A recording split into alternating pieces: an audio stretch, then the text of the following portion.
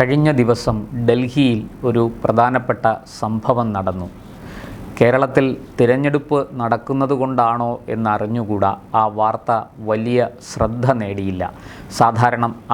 അത്തരം വാർത്തകൾ സാധാരണയായി നമ്മുടെ നാട്ടിൽ വലിയ തോതിൽ ചർച്ച ചെയ്യപ്പെടുന്നതാണ്. പക്ഷേ എന്തുകൊണ്ടോ ഈ വാർത്ത ഇപ്പോൾ, അതായത് നിലവിലെ സാഹചര്യത്തിൽ വലിയ ചർച്ചയായില്ല. മറ്റൊന്നുമല്ല, ആം ആദ്മി പാർട്ടിയിൽ നിന്ന് ഒരു രാജ്യസഭ MPയെ അവർ ഡെപ്യൂട്ടി ലീഡർ, അതായത് പാർട്ടിയുടെ ഡെപ്യൂട്ടി ലീഡർ സ്ഥാനത്ത്, രാജ്യസഭ ഡെപ്യൂട്ടി ലീഡർ സ്ഥാനത്ത് നിന്ന് മാറ്റണം എന്ന് കത്ത് കൊടുക്കുകയും ഈ MPയെ അവരുടെ പാർട്ടിയിൽ നിന്ന് പുറത്താക്കുന്നതായിട്ട് പ്രഖ്യാപിക്കുകയും ചെയ്തു എന്നതാണ് വിവരം. മറ്റാരുമല്ല, രാഘവ് ചദ്ദ എന്ന ഒരു MPയെ ആണ് ആം ആദ്മി പാർട്ടി ഇത്തരത്തിൽ ഒതുക്കിയത്. ഇപ്പോൾ ഡൽഹിയിൽ നടക്കുന്ന ചർച്ച രാഘവ് ചദ്ദ എപ്പോൾ BJPയിൽ ചേരും എന്നുള്ളതാണ്.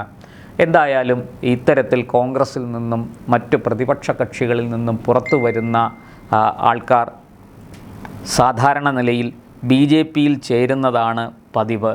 നമുക്കറിയാം, ആസാമിൽ കോൺഗ്രസിൻ്റെ സമുന്നത നേതാവായിരുന്ന ഹിമന്ത ബിശ്വ ശർമ്മ, അദ്ദേഹം പിന്നീട് BJPയിൽ ചേരുകയും ആദ്യം ഉപമുഖ്യമന്ത്രിയാകുകയും ഇപ്പോൾ മുഖ്യമന്ത്രിയായി ആസാമിൽ സേവനമനുഷ്ഠിക്കുകയും ചെയ്യുന്നു.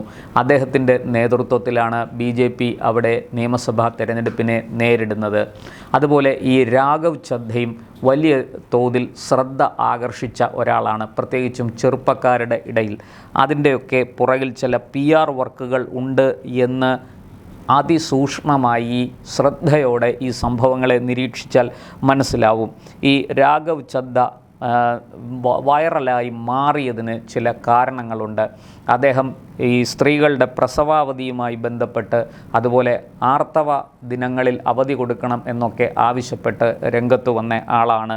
അദ്ദേഹം 2024 അവസാന കാലത്ത് അദ്ദേഹം പാർലമെൻറ്റിൽ ഉന്നയിച്ച ഒരു വിഷയം ഇപ്പോൾ വളരെയധികം ശ്രദ്ധ നേടിയിട്ടുണ്ട്. അതായത് നമ്മുടെ രാജ്യത്തെ വിമാനത്താവളങ്ങളിൽ ചായയ്ക്കും സ്നാക്സിനും വലിയ വില കൊടുക്കേണ്ടി വരും. ഒരു ചായയ്ക്ക് 100 രൂപയിൽ കൂടുതൽ ഈടാക്കുന്ന വിമാനത്താവളങ്ങളുണ്ട്.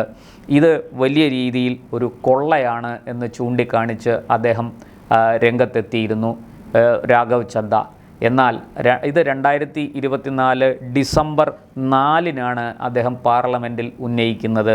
2024 ജൂൺ ജൂലൈ മാസങ്ങളിൽ തന്നെ കേന്ദ്ര സർക്കാർ, അതായത് പ്രധാനമന്ത്രി നരേന്ദ്രമോദിയുടെ നേതൃത്വത്തിലുള്ള കേന്ദ്ര സർക്കാർ എയർപോർട്ടിൽ നടക്കുന്ന ഈ കൊള്ള അവസാനിപ്പിക്കാൻ വേണ്ടുന്ന നടപടിക്രമങ്ങൾ ആരംഭിച്ചിരുന്നു. നമുക്കറിയാം, സർക്കാർ കാര്യം മുറ പോലെയാണ്. അത് ഒരു നിയമം കൊണ്ടുവന്നാൽ ആ നിയമം, വകുപ്പുകളും ചട്ടങ്ങളുമൊക്കെ നിർമ്മിച്ച് പൂർണ്ണ തോതിൽ പ്രവർത്തനക്ഷമമാകുവാൻ നിരവധി കാലങ്ങളെടുക്കും, മാസങ്ങളെടുക്കും. ഇവിടെയും ഈ ജൂൺ ജൂലൈ മാസങ്ങളിൽ ഈ വിഷയം കൊണ്ടുവരികയും അതിന്മേൽ നടപടിക്രമങ്ങൾ, അതായത് ആ കൊള്ള അവസാനിപ്പിക്കാൻ വേണ്ടുന്ന നടപടിക്രമങ്ങൾ ആരംഭിക്കുകയും ചെയ്തു. എന്നാൽ 2024 ഡിസംബറിൽ ഇദ്ദേഹം ഇത് ഉന്നയിച്ച് ഏതാനും ദിവസങ്ങൾ കഴിഞ്ഞപ്പോൾ ഈ കാര്യത്തിൽ നടപടിക്രമങ്ങൾ പൂർത്തിയായി. വകുപ്പും ചട്ടങ്ങളുമെല്ലാം ഉപയോഗിച്ച് കേന്ദ്ര സർക്കാർ ഈ വിമാനത്താവളങ്ങളിലെ ചായ, സ്നാക്സ് തുടങ്ങിയ കാര്യങ്ങൾ വിൽക്കുന്നതിന് കൃത്യമായ മാനദണ്ഡം കൊണ്ടുവന്നു. ഇതിൻ്റെ ക്രെഡിറ്റ് ആർക്ക് പോയി? രാഘവ് ചദ്ദയ്ക്ക് പോയി. ആലോചിച്ച് നോക്കൂ, 6 മാസം മുമ്പേ കേന്ദ്ര സർക്കാർ ആരംഭിച്ച നടപടിക്രമങ്ങളുടെ ഗുണഭോക്താവ് ജനങ്ങളാണ്. പക്ഷേ ഇവിടെ മണ്ണും ചാരി നിന്നവൻ പെണ്ണും കൊണ്ടുപോയി എന്ന് പറഞ്ഞതുപോലെ, ആകാശത്ത് റാഗിപ്പറക്കുന്ന പരുന്ത് അല്ലെങ്കിൽ കഴുകൻ താഴെ ഭൂമിയിൽ ഇര തേടുന്ന കോഴിക്കുഞ്ഞുങ്ങളെ പിന്നിലൂടെ വന്ന് റാഞ്ചിക്കൊണ്ടു പോകുന്നത് പോലെ രാഘവ് ചദ്ദ ഇത് അടിച്ചു മാറ്റുകയായിരുന്നു എന്ന് വ്യക്തമാണ്. ഇതുപോലെ തന്നെ മറ്റു പല ഈ വിഷയങ്ങളും ഈ രാഘവ് ചദ്ദ ഉന്നയിക്കുന്നത് വളരെ പെട്ടെന്ന് നടപടികൾ ഉണ്ടാകുന്നു. ഇത് നല്ല ഭംഗിയുള്ള PR വർക്കിലൂടെ തൻ്റെ നേട്ടമായി മാറ്റാനും അദ്ദേഹത്തിന് കഴിഞ്ഞിട്ടുണ്ട്. അങ്ങനെയൊക്കെ വന്ന അവസരത്തിൽ രാഘവ് ചദ്ദയുടെ ഗ്രാഫ് വല്ലാതെ ഉയർന്നു. സാധാരണ MPമാർക്ക് കിട്ടുന്നതിനേക്കാൾ കൂടുതൽ പരിഗണന അദ്ദേഹത്തിൻ്റെ വാക്കുകൾക്ക് കിട്ടാൻ തുടങ്ങി. ഡൽഹിയിലടക്കം യുവജനങ്ങൾ, ജെൻസി എന്ന് പൊതുവെ അറിയപ്പെടുന്ന യുവജനങ്ങൾ വലിയ തോതിൽ രാഘവ് ചദ്ദയുടെ ഫാനായി മാറാനും തുടങ്ങി. ഇത് ഒട്ടും സഹിക്കാത്ത രണ്ട് പേരാണ് ഡൽഹി രാഷ്ട്രീയത്തിലുള്ളത്. ഒന്ന് നമ്മുടെ സാക്ഷാൽ രാഹുൽ ഗാന്ധി. അതുകൊണ്ട് തന്നെ അദ്ദേഹം രാഘവ് ചദ്ദയെ ആം ആദ്മി പുറത്താക്കിയപ്പോൾ വാതിൽ കൊട്ടിയടച്ച് കോൺഗ്രസ്സിലേക്കുള്ള പ്രവേശനം നിഷേധിച്ചത്.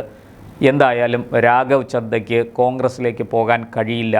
കോൺഗ്രസ്സിൽ ഈ പറഞ്ഞതുപോലെ രാഹുൽ ഗാന്ധിയേക്കാൾ മികച്ച ആൾക്കാരെ അവിടെ സ്വീകരിക്കില്ല. അദ്ദേഹത്തിനേക്കാൾ വലിയ രീതിയിൽ മിന്നുന്ന പ്രകടനം കാഴ്ചവെക്കാൻ ശേഷിയുള്ള ആൾക്കാരെ അവർക്ക് വേണ്ട എന്നുള്ളതാണ്. എന്തായാലും അത് രാഹുൽ ഗാന്ധിയാണെങ്കിൽ രണ്ടാമത്തെയാൾ അരവിന്ദ് കെജ്രിവാളാണ്.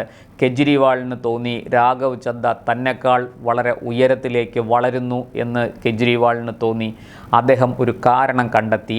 മദ്യനയ അഴിമതി കേസിൽ തന്നെ സർക്കാർ അറസ്റ്റ് ചെയ്ത് ജയിലിലിട്ടപ്പോൾ രാഘവ് ചദ്ദ തനിക്ക് അനുകൂലമായിട്ടൊരക്ഷരം പറഞ്ഞില്ല. ഇപ്പോൾ കോടതി തന്നെ കുറ്റവിമുക്തനാക്കിയിരിക്കുന്നു. എന്നിട്ടും രാഘവ് ചദ്ദ ഈ വിഷയത്തിൽ മൗനം പാലിക്കുകയാണ്, വാ തുറന്നിട്ടില്ല. ഇത് കടുത്ത അനീതിയാണ്. പാർട്ടിയോടും പാർട്ടി നേതാക്കളോടും പാർട്ടി സ്ഥാപകനായ തന്നോടും കടുത്ത അവഗണനയാണ് രാഘവ് ചദ്ദ കാണിക്കുന്നത് എന്നാണ് അരവിന്ദ് കെജ്രിവാളിൻ്റെ ആരോപണം.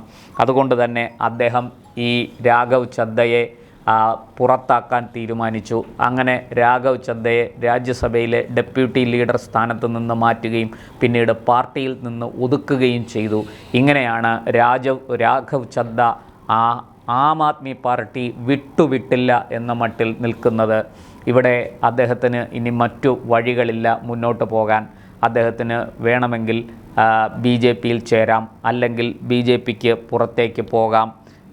ഈ ഒരു സാഹചര്യത്തിൽ പൊതുവെ ഉത്തരേന്ത്യയിലെ മാധ്യമ പ്രവർത്തകർ വിലയിരുത്തുന്നത് രാഘവ് ചദ്ദ BJPയിലേക്ക് പോകും എന്നാണ്.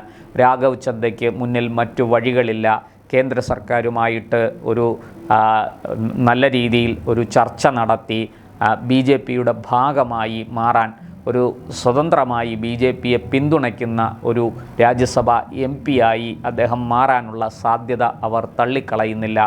അങ്ങനെ എങ്കിൽ BJPക്ക് ഒരു സ്വതന്ത്ര MP-യുടെ കൂടെ പിന്തുണ രാജ്യസഭയിൽ ലഭിക്കും. BJP ഇന്ന് MP-മാരുടെ എണ്ണത്തിൽ വളരെ മുന്നിലാണ്. രാജ്യസഭയിലാകട്ടെ ലോക്സഭയിലാകട്ടെ ഒരു ബില്ല് പാസ്സാക്കിയെടുക്കാൻ BJPക്ക് വലിയ അധ്വാനമൊന്നും വേണ്ട. അരവിന്ദ് കെജ്രിവാളിൻ്റെ ആം ആദ്മി പാർട്ടിയും അതുപോലെ വേണ്ടി വന്നാൽ കോൺഗ്രസ് ഒഴികെയുള്ള മറ്റ് പ്രതിപക്ഷ പാർട്ടികളെല്ലാം പല കാലങ്ങളിൽ പല കാരണങ്ങളാൽ BJPയെ പിന്തുണച്ചിട്ടുണ്ട് രാജ്യസഭയിലും ലോകസഭയിലും. ഇത് നമുക്ക് അറിയാവുന്ന കാര്യമാണ്. എന്തായാലും ഈ രാഘവ് ചദ്ദയുടെ വരവ് BJPയിലേക്ക് ഉണ്ടാകുമോ ഇല്ലയോ എന്ന ചർച്ചയാണ് ഇപ്പോൾ ഡൽഹിയുടെ ഇടനാഴികളിൽ അകത്തളങ്ങളിൽ അലയടിക്കുന്നത്.